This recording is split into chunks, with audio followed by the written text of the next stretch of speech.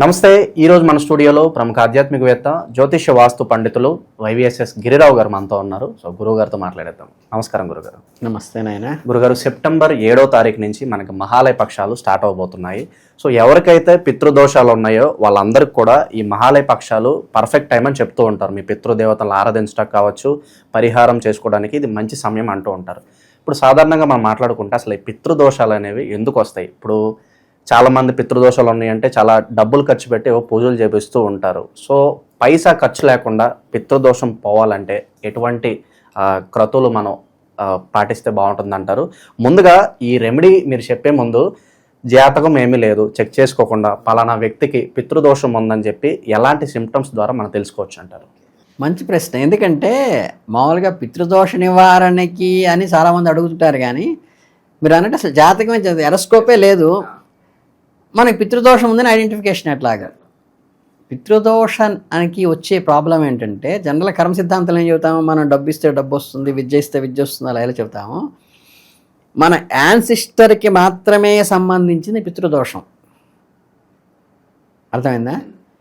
అంటే మనం పెట్టేటువంటి ఫర్మ్కి కానీ, మన చుట్టూ ఉన్న అప్పతప్పులు అన్నదమ్ములు వాళ్ళందరికీ కానీ వీళ్ళెవ్వరికీ సంబంధం లేదు. ఎవరైతే ఆస్తి పంచుకుంటారు చూసారా, అంటే వాడి కొడుకు అంటే మనిషి చనిపోతే ఎవరికైతే మైల ఉంటుంది 10 రోజులు అంటాను చూసారా, వాళ్ళ అన్నదమ్ములకి, అంటే అత్తారింటికి వెళ్ళిన అమ్మాయికి ఉండదు, అత్తారింటికి వెళ్ళిన అక్కయ్యకి చెల్లెలకి ఉండదు. కేవలం వీళ్ళకి మాత్రం ఎవరైతే మైల ఉంటుందో, ఎవరికైతే ఆస్తి పంచుకుంటారో వాళ్ళ యాన్సిస్టర్ ఫ్యామిలీస్లో మాత్రమే గ్రోత్ లేకుండా, ఏది పట్టినా కలిసి రాకుండా, అలా అని చెప్పి అన్క్వాలిఫైడా కాదు, లేకపోతే క్యాపబిలిటీ లేదా కాదు, ఫైనాన్స్ పెట్టలేనివాడా కాదు, అన్నీ ఉన్న అల్లుడి నోట్లో వస్తాయని ఒక సామెత చెబుతుంటారు సారా. ఆ టైప్లో ఏంటంటే వీళ్ళ ఎదుగుదలకు కానీ, ఫేముకి కానీ, గౌరవ మర్యాదలకు కానీ ఏదో ఒక ఆటంకం వస్తుంటుంది. అదేది మళ్ళీ అంత అవమానపడతారు, అది నిజమా అంటే అదేం ఉండదు. మళ్ళీ అంటే ఆ ఎదుగుదల లేకుండా ఫ్యామిలీకి ప్రతి వాళ్ళకి ఆటంకం వస్తూ ఉంటుంది. ఎవరికి? ఈ కొడుకు మనోడు, ఈ బ్యాచ్కే. ఈ చుట్టుపక్కల వాళ్ళ ఫ్యామిలీ అంతా బాగానే ఉంటారు. అలా ఎవరికైతే వస్తో అది పితృదోషం కింద తీసుకోవడానికి ఆస్కారం ఉంటుంది. ఈ పితృదోషానికి చేసేది ఏంటంటే, ఈ మహాలయ పక్షాలు అనేది జనరల్గా ఏంటంటే చాలామంది ఇట్లా మీరు చెప్పినట్టుగానే, అంటే నేను ఎవరిని కామెంట్ చేయటం కాదు, లక్షల వేల రూపాయలు ఖర్చు పెట్టి కూడా పూజలు చేస్తుంటారు. అంటే వారిని ఎవరిని కామెంట్ చేయటం అనే కాదు, కానీ సింపుల్గా నేను అన్ని లక్షలు ఖర్చు కోసం చెప్తాం, డబ్బులు పెట్టలేని వాళ్ళు ఉంటారు. నేను 50,000 1,00,000 2 లక్షలు అని చెప్తే పడేసే కెపాసిటీ నాకు లేదు. అలా అని చెప్తే భగవంతుడు నాకు ఆస్కారం ఇవ్వలేదా అంటే, భగవంతుడు ఎలా ఇచ్చాడంటే, సువర్ణతో చేసినట్టు విగ్రహాన్ని పెట్టుకోండి, వెండితో చేసిన విగ్రహాన్ని పెట్టుకోండి, రాగితో చేసిన విగ్రహాన్ని తీసుకోండి, ఇత్తడితో చేసిన విగ్రహాన్ని పెట్టుకోండి, ఆఖరికి పార్థివలింగం అంటే మట్టితో చేసిన విగ్రహాన్ని కూడా పూజించమని ఎలా అయితే శాస్త్రంలో ఉన్నదో, అలాగే దీంట్లో చెప్పింది ఏంటంటే, మీకు ఈ మహాలయ పక్షం అనేది చాలా ప్రశస్త టైం. ఈ ఎగ్జాక్ట్లీ పితృదోష నివారణకి ఏంటంటే, ఈ భాద్రపద మాసంలో వచ్చిన పౌర్ణమి తర్వాత నుంచి, అంటే బహుళ పాడ్యమి నుంచి బహుళ అమావాస్య దాకా ఉండేటువంటి ఈ బహుళ పక్షం మొత్తం 15 రోజులు కూడా పితృపక్షాలు. జనరల్గా మన అమ్మ కానీ నాన్న కానీ వెళ్ళిపోతే మనం ఏం చేస్తాము, ఆ నెలలో ఆ తిథి రోజు మాత్రమే పితృపక్షం పెడతాం. కానీ ఇక్కడ ఈ 15 రోజులు కూడా పితృపక్షాలు పెడతారు. ఎలా పెడతారయ్యా అంటే, ఇప్పుడు మా నాన్నగారు ఏదో నెలలో, ఈ 12 మాసాల్లో ఏదో ఒక నెలలో బలానా తిథి రోజు వెళ్ళిపోయారనుకోండి, మా అమ్మగారు ఈ 12 మాసాల్లో ఏదో ఒక నెలలో బలానా తిథి వెళ్ళారనుకోండి, ఈ 15 రోజుల్లో ఆ తిథి వస్తే ఆ తిథి రోజు పారణ విధానంతో పితృదోష నివారణకి పెడుతూ ఉంటారు. అవి లేనప్పటికీ అలా గనక పారణ విధానంతో పెట్టి భోక్తలను పెంచి, పారణ మీన్స్ ఏంటంటే అన్నంతో చేసిన పదార్థాలతో వండి పెడతారు. కొంతమంది ఏంటంటే అంత శాస్త్రీయంగా చేయలేనప్పుడు, బ్రాహ్మణుని పిలిచి పెట్టలేనప్పుడు ఏం చేస్తారంటే, బియ్యపిండి ఉంటుంది, బియ్యపిండితో కూడా పెడుతూ ఉంటారు. అలాగే కొంతమంది పితృదోషాలు వాళ్ళకి శ్రాద్ధకర్మలు చేయకపోవటం వల్ల ఎందుకు వస్తుందంటే, కొంతమంది వాళ్ళకి పిల్లలు ఉండరు, పిల్లలు లేకపోతే ఏం చేయమన్నారు? మీకు అన్న కొడుకో తమ్ముడు కొడుకో చేయమన్నారు. అది లేకపోతే కూతురు కొడుకుని చేయమన్నారు. వాళ్ళకి ఒళ్ళు బద్ధకం, ఇవన్నీ శాస్త్రం, అవన్నీ చేస్తే అవుతుందా అనే బదుల్లో కొంతమంది వదిలేస్తారు. కొంతమంది అనాథలుగా ఉండి వెళ్ళిపోతారు. కొంతమంది మన ఇళ్లలో పెళ్లి కాకుండా ఉండిపోతారు. మన బాబాయిలో మామయ్యలో ఎవరో ఇంట్లో ఉండిపోతారు. వాళ్ళు మెంటల్లీ కొంచెం డల్గా ఉన్నారని ఇంట్లో ఉండిపోతారు. వాళ్ళు చనిపోతారు. వాళ్ళకి ఫ్యామిలీ పిల్లలు ఎవరు ఉండరు. వాళ్ళకి మనం శ్రాద్ధకర్మ అంత ఆసక్తి, ఎందుకంటే తండ్రి దగ్గర ఆస్తి తీసుకున్నాడు కదా, తండ్రికి అయితే పెడతాడు. ఆ బాబాయికో మామయ్యకో పెట్టబుద్ధి కాదు వీళ్ళు, అంటే పెట్టరు జనరల్గా. వీటి వల్ల ఇంటికి దోషం వస్తుంది. అటువంటి వాళ్ళకి కొంతమంది యాక్సిడెంట్స్తో వెళ్ళిపోయి బలవన మరణాలు, అంటే ఆత్మహత్య చేసుకోవటం కానీ, అంటే వాడికి ఇంకా బోల్డంత వయసు ఉంది, జాతక చక్రం ప్రకారం 70 ఏళ్ళు 80 ఏళ్ళు బతకాల్సి ఉంది, అర్ధాంతరంగా చనిపోతాడు. ఈ అర్ధాంతరంగా చనిపోయినప్పుడు, లేకపోతే చనిపోయినప్పుడు ఆనందంగా కాకుండా వాడికి ఇంకేదో కోరిక, వీడిని సాధించాలనో, వీడిని తిట్టాలనో, లేకపోతే సంపాదించాలనో, అది చెయ్యాలి, ఇల్లు కట్టాలనో, ఈ ఆపేక్ష లోపల ఉండిపోయి చనిపోతారు. సో వాళ్ళందరూ కూడా ప్రేతాల కింద మారిపోతారు. వాళ్ళు ఏం చేస్తారు? ఆ ఇంటి మీద ఆపేక్షతోనో, ఆ పిల్లల మీద ఆపేక్షతోనో, ఆ పొలం మీద ఆపేక్షతోనో, అక్కడికి మీకు కొన్ని యాక్సిడెంటల్ జోన్స్ అని వస్తుంటాయి రోడ్ల మీద వెళ్తుంటే. ప్రత్యేకంగా పర్టికులర్గా వెళ్ళినప్పుడు అక్కడ ఏమీ ఉండదు. అక్కడంత క్రాస్ రోడ్డు కాదు, అంత ట్రాఫిక్ జోను కాదు, ఖాళీ ఎంటీ రోడ్డు. కరెక్ట్గా అక్కడికి వెళ్ళి రాగానే ఆ బండి అలా తిరిగిపోతుంటే టప్పని పడిపోతాడు. వాడికి తెలుస్తూనే ఉండి స్టీరింగ్ పక్క వెళ్ళిపోతుందని, వెళ్ళిపోతాడు, కొట్టేస్తాడు. అవి కారణం ఏంటంటే ఈ ఈవిల్ పవర్స్. ఇలా ఈవిల్స్కి అయిన వాళ్ళకి వాళ్ళ తృప్తి కోసం, అంటే ఆ ఈవిల్ పవర్ డెవలప్ మీకు ముక్తి పొందడం కోసం, ప్లస్ వీళ్ళ వంశం వాళ్ళకి ఇబ్బంది లేకుండా ఉండటం కోసం చేసేది అపరకర్మలు. చాలామందికి ఇందులో పబ్లిక్ ఉన్న డౌట్ కూడా ఏంటి చెప్పంటారా? వాళ్ళు అనుకునేది అంటే పితృకర్మలు చేసేది మనం చనిపోయిన వాళ్ళకి వాళ్ళ ఆత్మ వచ్చి తీసుకుంటాను కదా, వాళ్ళ ఆత్మ రాదు. యాక్చువల్గా సోల్ అనేది వేరు. మనకి finance minister, revenue minister, agriculture minister ఎలా ఉంటారో, పితృదేవతలు అనేది దేవతాగణాల్లో అశ్విని దేవతల ఆరోగ్యానికి ఎట్లాగో, అలాగే మనకి ఇంద్రుడు, వరుణుడు, వాయుదేవుడు ఎట్లాగో, పితృదేవతలు అనేది ఇట్ ఈస్ ఎ పోస్ట్. ఆ పోస్ట్లో ఉండే బ్యాంకులో కలెక్టర్ అంటే వాళ్ళు వీళ్ళు. మనం చేసేటువంటి శ్రాద్ధకర్మలన్నీ పుణ్యాన్ని కూడా ఎవరికి వెళ్తాయి తెలుసా? ఈ పితృదేవతలకు వెళ్తాయి. అంటే మన తాతగారికి బామ్మగారికి కాదు, ఈ దేవతలకి మా నాన్నగారి పైన అకౌంట్ వెళ్తుంది. వెళ్ళిన తర్వాత ఈ దేవతలు ఏం చేస్తారంటే, వాడు ప్రేతంగా తిరుగుతున్నాడా, ఇంకో జన్మ ఎత్తుకున్నాడా, లేకపోతే ఆ జన్మలో కూడా చనిపోయాడా చూసి ఇది ఈ కర్మని ఆ సోలుకి ట్రాన్స్ఫర్ చేస్తారు. మోక్షం అనేది ఇస్తానంటారు. అది అంటే పితృదేవత అనే వాళ్ళు మీ చనిపోయిన వ్యక్తి కాదు. పోస్ట్ ఆఫీస్లో క్లర్క్ అట్ట, బ్యాంకులో క్లర్క్, మనం ఇచ్చే డిపాజిట్ వీళ్ళకి ఇస్తాం. వీళ్ళు తీసుకెళ్ళి వాళ్ళు ఏ సోల్లో ఉంటే, ఏ బర్త్లో ఉంటే వాళ్ళకి ఇస్తారు.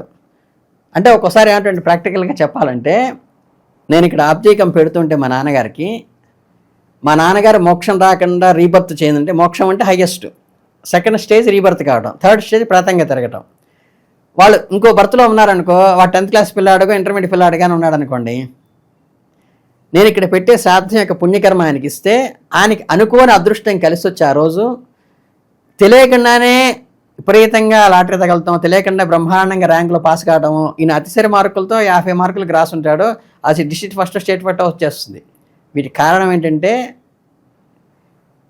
నా గత జన్మలో, నా పూర్వజన్మలో ఉన్న నా పిల్లలు ఇప్పుడు నాకు శ్రాద్ధం పెడుతూ ఉంటే నాకు ఇక్కడ ప్రమోషన్స్ కానీ, నాకు ఇక్కడ ఇవి కానీ వస్తుంటాయి.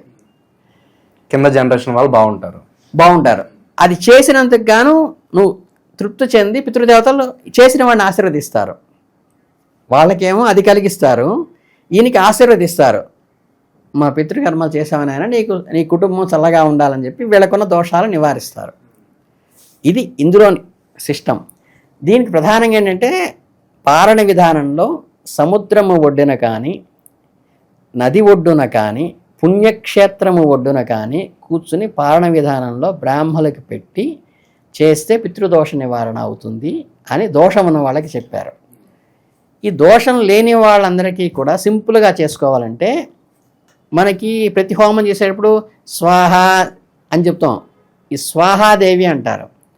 అలాగే అపర కర్మలకు వచ్చి స్వదాదేవి అంటారు. మీ యజ్ఞోపవేతం వేసినట్టయితే మనకి సవ్యంలో ఇలా ఉంటుంది, దానికి అపసవ్యంలో ఇలా వస్తుంది. మనం మామూలుగా తర్పణాలు, దైవ తర్పణాలు కానీ బ్రహ్మ తర్పణ ఇలా వేస్తాము. వాటికి వచ్చి ఇలా బొట్టలు కిందకి పెట్టి, మీ థమ్సప్లో హిట్ అన్హిట్ అంటారు కదా, ఈ అన్హిట్లో వేస్తారనమాట పితృతర్పణం. అట్లాగే మేము బ్రాహ్మణ భోజనం చేసేటప్పుడు రౌరవే పుణ్య నిలయే పద్భార్ధ్వ నివాసన అర్ధినాముదకం దత్తం అక్షయం ఉపతిష్టతు అని చెప్పేసి మేము ఉపవాసం పెట్టేటప్పుడేమో ప్రాణాయ స్వహ పానాయ స్వహ వ్యానాయ స్వహ అని దైవాన లోపల ఉన్న వైశ్వాన అహం వైశ్వాన రోగృత్వ ప్రాణినాం దేహమాశ్రిత ప్రాణాపాన సమాయుక్తం పచాన్యం చతుర్విధం అని మనం ఇట్లా వేళతో తీసుకుని అనాహుతులు వేసుకుంటాం. అది లోపల ఉన్నటువంటి పరమాత్మ తృప్తి కావాలని. అదంతా అయిపోయిన తర్వాత నేను చెప్పిన మంత్రం చదివి రౌరవ్య పుణ్యాలకి ప్రార్థన అర్జునావతికం తత్వం అక్షోపతిష్ట అని ఇలా వేస్తాం. మీరు ఏ బ్రాహ్మడైనా సరే భోజనం చేసిన తర్వాత ఇలా తిప్పి వేస్తుంటారు. ఇదంతా కూడా ప్రతిరోజు మాకు ఇచ్చిన కర్మలో ఏంటంటే, ఇందులో పద్మము అర్బుదము అంటే ఇట్ ఈస్ లక్షల కోట్ల సంవత్సరాలనే క్యాలిక్యులేషన్. అంటే ఇంత స్క్వేర్ ఇంటూ స్క్వేర్ అని చెప్పింది అనమాట. అన్ని పద్మము అర్బుదము అని ఇన్ని లక్షల కోట్ల సంవత్సరాలు ఏదైతే అపుణ్య నిలయం, పుణ్యలోకాలంటే అంటే ఊర్ధ్వలోకాలన్నీ, సప్తలోకాలు ఊర్ధ్వలోకాలు, సప్త అధోలోకాలు అంటారు కదా. ఈ అధోలోకాల్లో ఎవరైతే నా వాళ్ళు, నా ఇంట్లో పెరిగిన వాళ్ళు, నా ఇంట్లో జంతువులుగా పెరిగిన వాళ్ళు, నా ఇంట్లో పనివాళ్ళుగా పెరిగిన వాళ్ళు, నాకు సహాయం చేసి ఉన్నవాళ్ళు, వీళ్ళందరికీ కూడా ప్రతిరోజు ప్రతి బ్రాహ్మడు చేసేది ఏంటంటే వీళ్ళందరికీ తృప్త అస్మి అని చెప్పేసి ఆ మిగిలిపోయిన అన్నం మెతుకులు వాళ్ళకి అక్షయంగా ఇవ్వు స్వామి అని చేస్తారు. యజ్ఞోపవీతం ఉన్న ప్రతివాడు ఏం చేస్తారంటే ఈ 15 రోజులు కూడా, ఆ ఒక్క తిథి రోజు కాదు, ఆ తండ్రి చనిపోయినప్పుడు బామ్మ చనిపోయినప్పుడు కాకుండా 15 రోజులు కూడా కాస్త నువ్వులు పెద్ద కాస్టే ఇంకావు, చెంబుడు నీళ్లు. మీకు శివయ్యకి చెప్పేటప్పుడు చూసా, ఒక మారేడు దళము చెంబుడు నీళ్లు, ఇంత విభూతి రాసి సంతోషపడతాడు, మీరు ఎన్ని లక్షలు ఖర్చు పెట్టినా సాటిస్ఫై కాడని. అట్లాగే చక్కగా తీసుకుని ఈ నువ్వులు అద్దుకోవడం. పితామహ ప్రవితామహ అని 3 కేడర్స్ ఉన్నాయి. పితృ అంటే మన తండ్రి గారు, పితామహ అంటే తాతగారు, ప్రవితామహ అంటే ముత్తాతగారు. అట్లాగే మాతుహు మాతామహి ప్రవితామహి అంటే మా అమ్మగారు, వాళ్ళ అమ్మగారు కాదు, వాళ్ళ అత్తగారు, వాళ్ళ అత్తగారు అంటే ఈ వంశం వాళ్ళు. అమ్మగారైతే మా మేనమామ వంశంలోకి వెళ్ళిపోతుంది, వాళ్ళు పెట్టుకుంటారు. మేము మా అమ్మగారికి, మా అమ్మ అత్తగారికి, వాళ్ళ అత్తగారికి, వీళ్ళకి 3 తరాలు. వీళ్ళ పితృపితామహ ప్రవితామహానికి వసు రుద్ర ఆదిత్య రూపంలో, ఒకళ్ళని వసు రూపంలోనూ, ఒకళ్ళని రుద్ర రూపంలోనూ, ఒకళ్ళని ఆదిత్య రూపంలోనూ తీసుకుంటూ ఈ నీళ్లు తీసుకుని, అంటే ఇలా బొటన వేలుతో అద్దుకుంటాం. అద్దుకుని ఈ కుడి మోకాలు పైకి పెట్టి ఎడమ మోకాలు నేల మీద ఆనించి ఇలా వంగి ఈ అద్దుకున్న నువ్వుల నీళ్లు ఇట్నుంచి నీళ్లు పోస్తాం. ఈ నీటి ధార ఈ వేలు మీదుగా వెళ్ళి ఆ నువ్వులతో సహా కిందకి వదలపడాలి. అట్లా ఏం చేశానంటే అస్మత్ పితామహ గోత్రోద్భవస్య అంటే నాన్నగారి పేరు చెబుతాం. ఫలానా శర్మ నామధేశ్య వసురూపస్స స్వధారమస్తర్పయామి అని 3 సార్లు నీళ్లు పోస్తాం. అక్కడికి నాన్నగారికి ఇస్తాం. తర్వాత ఫలానా గోత్రోద్భవస్య ఫలానా శర్మనామధేశ్య పితామహాన్ రుద్రరూపం అని చెప్పేసి మళ్ళీ ఆయనకి స్వధానమస్తర్పయామి స్వాహా కాదు స్వధానమస్తర్పయామి 3 సార్లు వద్దాం. ప్రవితామహ అని ఆయన ముత్తాత గారి గోత్రం పేరు. అట్లాగే మాతామహి ప్రవితామహ అని చెబుతూ ఈ మహాలయ పక్షాల్లో ఉన్న ఎగ్జంప్షన్ ఏంటంటే విడప్పుడు మన తల్లికి తండ్రికి ఈ 3టికి తప్పితే ఇంకెవరికి మన శ్రాద్ధకర్మ పెట్టే అర్హత ఉండదు. పుష్కరాలైనాయి అనుకోండి, అక్కడ మీరు ఎవరికైనా పెట్టచ్చు, మేనమావ పెట్టచ్చు, బాబాయ్ పెట్టచ్చు, మేనమాత పెట్టచ్చు, మీ స్నేహితుడి పెట్టచ్చు, మీకు విద్యనేత్రుని గురువు పెట్టచ్చు, ఆధ్యాత్మిక గురువు పెట్టచ్చు, ఎవరికైనా పెట్టచ్చు.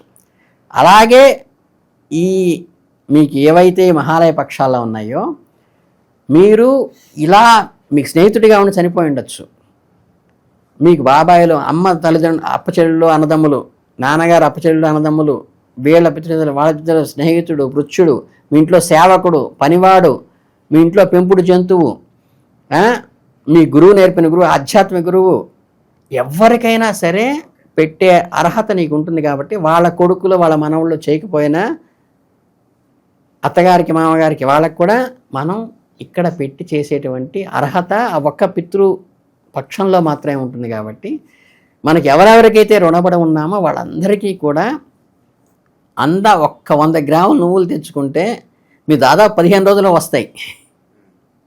రోజుకు ఒక గుప్పెడ పడతాయి మ్యాక్సిమం, అంతకన్నా పట్టవు. వేలుతో అద్దుకోవడమే కదండి, వేలుతో అద్దుకుని అలా చల్లుకొని తర్వాత వాళ్ళందరికీ నమస్కారం పెట్టి సూర్యుడి ఎదురుగా అర్ఘ్యం వదిలి 5 ఎప్పుడు కూడా పరగడుపునే చేయాలి. దీనికి ఉన్న ప్రాథమిక నియమం ఏంటంటే లేచి స్నానం చేసిన తర్వాత పొడి బట్టలు, దేవుడి పూజ అంటే పొడి బట్టలతోనే కట్టుకోవాలి, తడి బట్టలతో చేయరు. తడి బట్టలతోనే ఏదైతే స్నానం చేసావో ఆ తడిసిన బట్టలతోనే అలాగే కూర్చుని చక్కగా ఇవన్నీ ఎంతమందికి ఉన్నారో అంతమందికి చెప్పేసి వదిలేసి తర్వాత ఆ మిగిలిన నువ్వులు అంటే ఈరోజు ఇంత తెచ్చుకున్నావు ఆ నువ్వులు మడానికి తీసుకురారు, చివరిలో అన్ని నువ్వులు వదిలేస్తారు. మళ్ళీ రేపు కొంచెం తీసుకెళ్తాం మొత్తం వదిలేసి సూర్యుడికి అర్ఘ్యం ఇచ్చి నమస్కారం పెట్టుకొని ఆ దర్భముడనే వేసుకుంటాం. కొంతమంది ఏంటంటే మా వాళ్ళు బంగారంతోనే దర్భముడి ఎప్పుడు కంటిన్యూ ఉంటుంది, లేని వాళ్ళు దర్భముడి చేసుకుంటారు. ఈ మంత్రం తెలియని వాళ్ళు, శాస్త్రం తెలియని వాళ్ళు అంటే మీకు ఏ నది ఒడ్డుకి వెళ్ళినా ఏ నది వివాహ ప్రాంతాల్లో కూడా బ్రాహ్మణులు దొరుకుతున్నారు. వాళ్ళు పెద్దగా కూడా ఆశించారు, ఒక 116 దగ్గర నుంచి కూడా ఆశించే వాళ్ళు ఉంటారు, 1000 దాకా. అంటే మన కెపాసిటీని బట్టి మనం చేస్తారు. కాబట్టి చక్కగా పితృదోషం ఉన్నవాళ్ళు ఖచ్చితంగా వెళ్ళి ఈ మహాలయ పక్షాల్లో పారణ విధానంలో 2 బ్రాహ్మణులకు భోజనం పెట్టి చేసుకుంటే శాస్త్రోక్తం. అది లేదంటే చక్కగా బియ్యపిండితో చేసుకుంటే అది శాస్త్రం. అది కూడా నాకు కుదరదంటే చక్కగా పప్పు, ఉప్పు, చింతకాయ అన్ని ప్లేట్లో పెట్టి మోయినిచ్చేసేసి నమస్కారం పెట్టుకుంటే అది శాస్త్రం. అది కూడా లేదనుకుంటే ఉట్టి నువ్వులు నీళ్లు తర్పణం వదిలి చక్కగా ఈ పంతులు గారితో అయినా అంతా కలిపితే కూడా అరగంట. పారణ విధానం అయితే ఇంక 2 hours పడుతుంది, ½ an hour కూడా పట్టదు. మళ్ళీ ఆ నది అనేది పెరియనల్ రివర్ అని జీవనదులు పుష్కరాలు వచ్చేటువంటి 12 నదులే చేయాలి. మళ్ళీ పెన్నా నది ఇవన్నీ పనికిరావు. ఏదైతే పుష్కరాలు ఉంటాయో ఆ నదుల్లో, జీవనదుల్లో ఎక్కడికైనా వెళ్ళి ఈ మహాలయ పక్షాల్లో శ్రద్ధగా మీరు పితృకర్మ చేసుకుంటే మీరు ఎన్ని లక్షలు ఖర్చు పెట్టక్కర్లేదు, మీకు పితృదోష నివారణ మీ వంశం బ్రహ్మాండంగా వృద్ధిలోకి వస్తుంది. ఈ ఆపర్చునిటీస్ని ఎవ్వరూ వదులుకోవద్దని నేను చెప్తున్నాను. సో మొత్తానికి మహాలయ పక్షాల్లో అతి తక్కువ ఖర్చులో పితృదోష నివారణకు ఏం చేసుకోవాలి, ఎలాంటి పరిహారాలు చేసుకోవాలి చాలా అద్భుతంగా వివరించారు. ధన్యవాదాలు. చాలా సంతోషం.